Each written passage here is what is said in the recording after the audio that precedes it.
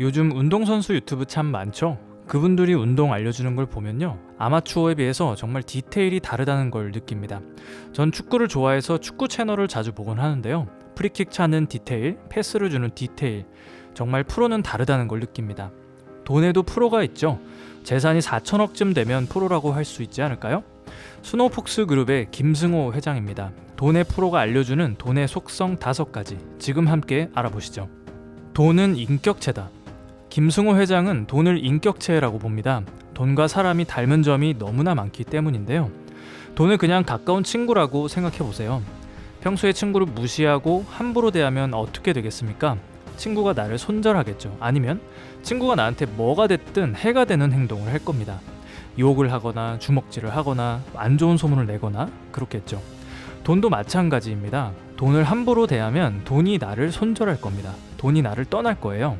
그리고 주변 돈들에게도 말하겠죠. 쟤 별로야. 쟤 주변에 가지마. 그러면 나한테 들어올 돈도 떠나갈 겁니다.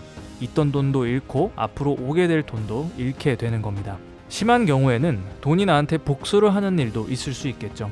돈에게 복수당해서 패가망신한 이야기들 주변에서 한 번씩은 들어보셨을 거잖아요. 반대로 친구에게 잘해주면 어떻게 될까요?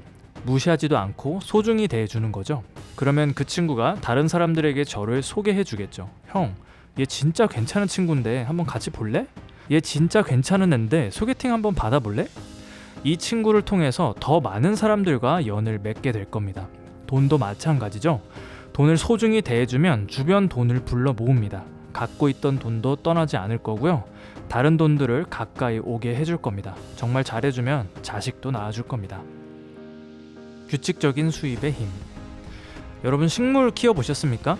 식물을 잘 키우는 분도 계실 거고, 식물을 살 때마다 죽이는 똥손도 있으시겠죠? 식물에 물을 줄 때 일주일에 한 번 1리터씩 주는 게 좋을까요? 아니면 한 달에 4리터를 한 번에 주는 게 좋을까요? 식물에 따라 다르겠지만 대체로 전자가 좋을 겁니다. 식물이 죽은 뒤에 물을 줘봤자 소용이 없는 거잖아요. 사람도 마찬가지죠. 음식을 꾸준히 먹어야 됩니다. 한 달간 음식을 안 주다가 한 달째 되는 날에 음식을 줬다고 생각해보세요. 이미 죽은 사람에게 음식이 무슨 소용이겠습니까? 돈에 대해서도 마찬가지입니다. A, B라는 사람이 있다고 해볼게요. A는 한 달에 400만 원씩 벌어서 연봉이 5천만 원입니다. B도 연봉이 5천만 원인데요. 수입이 들쭉날쭉합니다. 어떤 달은 1,000만 원을 벌었다가 어떤 달은 한 푼도 못 벌기도 해요. 수입이 일정한 A는 지출을 잘 관리하고 저축도 할 가능성이 높습니다. 반면 B는 현금 흐름이 안 좋으니까 생활 수준이 오락가락합니다. 어떤 달은 1,000만 원 벌었으니 그동안 못 해본 걸 하기 위해서 돈을 펑펑 쓰기도 하고요. 수입이 없는 달은 생계를 위해서 여기저기 돈을 빌리기도 하겠죠. 보복 소비를 하거나 빌린 돈에 대한 이자를 지불할 겁니다. A에 비해서 불필요하게 지출되는 돈이 더 많은 겁니다. 비정규적인 수입은 한 번에 몰려온 돈이라 실제 가치보다 커 보이는 착각을 일으킨다. 그래서 자신이 많은 돈을 벌게 된 줄 알고 사치하고 함부로 사용하게 돼 결국 모으지 못하게 된다. 흔한 생각으론 돈이 또 언제 들어올지 모르니 저축을 해가며 살 것 같아도 실제로 그렇게 조정하는 사람은 별로 없다. 규칙적인 수입의 가장 큰 장점은 미래 예측이 가능해진다는 점이다. 미래 예측이 가능하다는 말은 금융자산의 가장 큰 적인 리스크를 제어할 수 있다는 뜻이다. 리스크는 자산에 있어 가장 무섭고 두려운 존재이며 모든 것을 앗아갈 수 있다. 어디에 숨어 있는지 몰라서 모퉁이를 돌다 갑자기 맞닥뜨릴 수 있는 것이 리스크다. 이 리스크를 제어할 수 있다는 건 대단한 장점이다. 그 자체가 신용을 부여하며 이 신용은 실제 자산으로 사용될 수 있어서 같은 5천만 원이라도 1억 원 혹은 그 이상의 자산으로 변형돼 현실에 나타난다. 예측이 가능하다는 건 정말 큰 장점이죠. 주식을 살 때도 수입이 일정하게 들어오는 기업들은 비쌉니다. A는 수입이 일정하게 들어오는 기업이고 B는 수입이 들쭉날쭉하는 기업이라고 생각해 볼게요. A와 B의 이익이 같다고 가정하겠습니다. A는 벌어들이는 이익의 20배의 가치의 거래가 된다면 B는 10배의 가치밖에 받지 못할 겁니다. 수입이 일정하다는 건 그만큼 프리미엄을 더 받는다는 뜻이죠. 그럼 나는 A에 가까울까요? B에 가까울까요? 한번 생각해 보실까요? 나는 직장인이니까 A에 가깝겠네? 라고 생각하신 분 계실까요? 시간지평을 좀 바꿔보면 안심할 수는 없을 겁니다. 직장에 다닌다면 60세쯤에는 은퇴를 하겠죠. 60세 이후에 일정한 소득이 없는 분이라면 소득이 들쭉날쭉한 B에 가깝다고 생각을 해야 됩니다. 30세부터 60세까지는 소득이 있지만 60세부터 90세까지는 소득이 없는 거잖아요. 이런 경우도 소득이 인생의 전반부에 몰려있는 케이스라고 생각해야겠죠. 김승호 회장은 B 같은 분들에게 이렇게 제안합니다. 돈을 벌 때마다 일정한 수입이 생기는 자산을 사두라고요. 월세를 받는 부동산이나 배당을 주는 우량 주식을 사두라고 말합니다. 나는 직장인이니까 A일 거라고 생각하셨던 분들, 그리고 노후 대비가 제대로 되어 있지 않은 분들, 지금부터라도 노후의 현금 흐름을 만들 수 있는 자산을 사두시길 바랍니다. 돈마다 성격이 다르다. 같은 1,000만 원이라도 돈의 출처에 따라 성격이 달라집니다. 주식을 해서 번 돈, 카지노에서 딴 돈, 사기를 쳐서 번 돈, 전부 성격이 다르겠죠. 가능한 한 품질이 좋은 돈을 벌어야 합니다. 품질이 좋은 돈은 뭐냐? 내가 정당하게 벌어들였으면 그건 품질 좋은 돈입니다. 노동을 해서 번 돈, 사업을 해서 번 돈, 합리적인 투자를 해서 번 돈, 전부 품질이 좋은 돈이죠. 반면 품질이 나쁜 돈은 뭐냐? 남을 속여서 번 돈, 도박을 해서 번 돈, 투기해서 번 돈, 레버리지를 이용해서 번 돈, 이런 것들은 품질이 나쁜 돈입니다. 품질이 높은 돈을 많이 모아두면 좋은 점들이 있는데요. 품질 좋은 돈들은 이렇게 말할 겁니다. 이 주인은 정직하고 성실한 사람이야. 여기로 모여. 품질 좋은 돈은 다른 돈들을 불러 모을 겁니다. 이 주인은 욕심을 부리지 않기 때문에 사기를 당할 일도 없죠. 행동이 반듯하고 사치에 빠지지 않습니다. 허세를 부리느라 헛돈을 쓰지도 않습니다. 어쩌다 행운으로 돈이 들어올 수도 있겠죠. 내 품에 품질 좋은 돈이 많다면 행운으로 들어온 이 돈들도 품질 좋은 돈으로 바뀌게 됩니다. 한편 돈마다 시간이 다르게 흐르기도 합니다.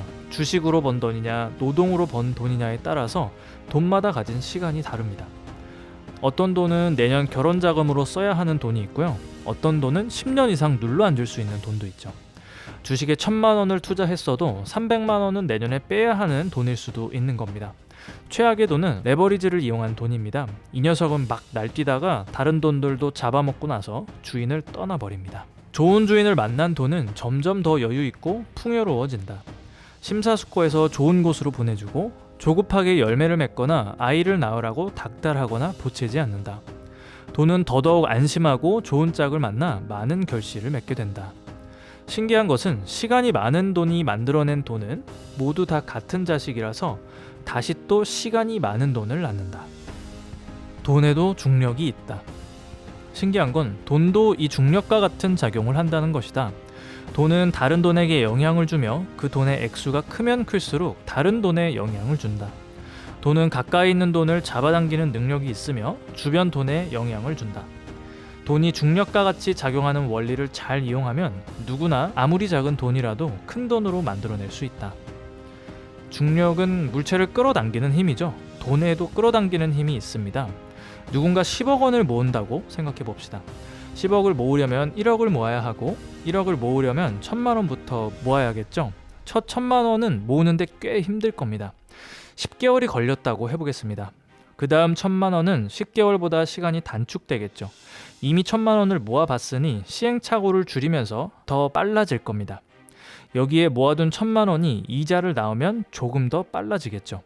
이런 식으로 3,000만 원, 4,000만 원을 모으다 보면 돈을 모으는 기간이 점점 단축될 겁니다. 첫 1,000만 원을 모으는 데 필요한 노력이 100이었다면 마지막 1,000만 원을 모으는 데는 20 정도의 노력만 있으면 될 겁니다. 10억 원을 모으려고 하면 한 달에 300만 원씩 27년을 모아야 하는데요. 돈은 이런 식으로 불어나질 않습니다. 돈을 모으는 노력이 줄어드는 만큼 돈은 기하급수적으로 불어나게 됩니다. 1, 2, 3, 4 이런 식으로 불어나는 게 아니라 1, 2, 4, 8, 16 이렇게 배수로 늘어나게 되죠. 이 원리를 이해하면 누구나 부자가 될 수 있다고 김승호 회장은 말합니다. 남의 돈을 대하는 태도가 내 돈을 대하는 태도다. 외국에서는 친구끼리 식사를 할 때 더치페이를 많이 하죠. 근데 우리나라는 좀 특이합니다. 친구를 만나면 한 번은 내가 사고 한 번은 친구가 사죠. 근데 살다 보면 얌체 같은 사람들도 있는 것 같습니다. 내가 살 때만 유독 비싼 메뉴를 자꾸 유도하는 사람이 있잖아요. 김승호 회장은 남의 돈도 반드시 존중하라고 말합니다. 내가 밥을 살 때는 싼 걸 먹으면서 친구가 살 때는 비싼 걸 은근히 요구한다? 이런 건 남의 돈을 소중히 대하는 태도가 아니죠.